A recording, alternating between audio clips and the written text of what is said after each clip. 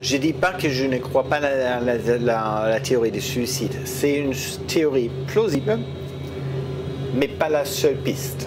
Il y a aussi des choses qui parlent complètement contre cette théorie. Et il faut laisser cet esprit ouvert parce qu'on a encore une deuxième boîte noire qu'on devait trouver qui récolte toutes les données techniques dans l'avion. Pendant 7-8 minutes ou 9 minutes à peu près, avec toutes les choses qui se passent autour de lui, avec des gens qui essaient de défoncer la porte, avec les contrôleurs qui lui contactent, avec la visualisation devant lui de Montagnier, avec la bien conscience qu'il va se tuer lui-même et prendre 149 personnes avec lui, il reste là, il respire normal. Je ne suis pas médecin, mais par contre, j'aimerais bien que vous posez la question à des médecins. Est-ce que c'est possible d'être 100 fois à ça ou est-ce que notre inconscient va pas, l'adrénaline va monter, surtout qu'en plus la montagne s'approche, notre adrénaline ne va pas monter et vous respirez plus approfondi ou vous faites des remarques ou quelque chose comme ça. Moi, j'ai un doute. Et ce doute que je ne peux pas écarter, et juste au moment que on a trouvé le boîtier technique, je n'ai aucune affirmation.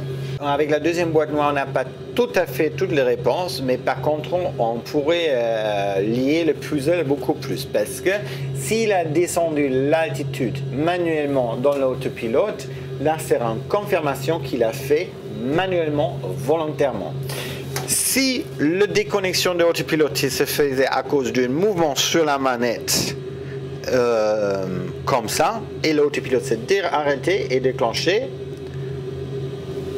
ça ouvre la grande question, est-ce qu'il a fait volontairement ou est-ce qu'il n'était pas en état d'inconscience de le faire? S'il a mis le masque d'oxygène, est-ce qu'il n'était pas tombé dans le vapeur entre-temps?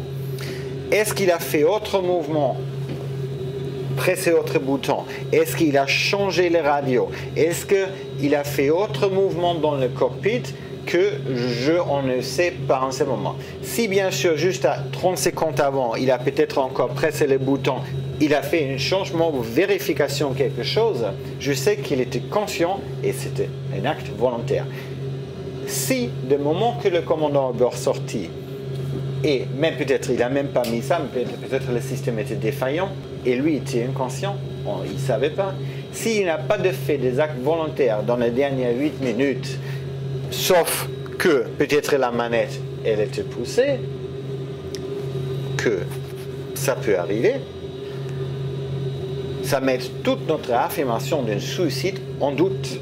Et juste à ce moment-là, je ne peux pas affirmer et de le condamner. Et encore, les défaillances techniques, qu'il est toujours une possibilité, on n'a pas la certitude. C'est une piste crédible, le suicide, mais ce n'est pas la seule piste. Et là, c'est exactement ce que je dis, prudence, ce n'est pas la chasse aux sorcières aujourd'hui. Hein? Ça, c'est le Moyen-Âge.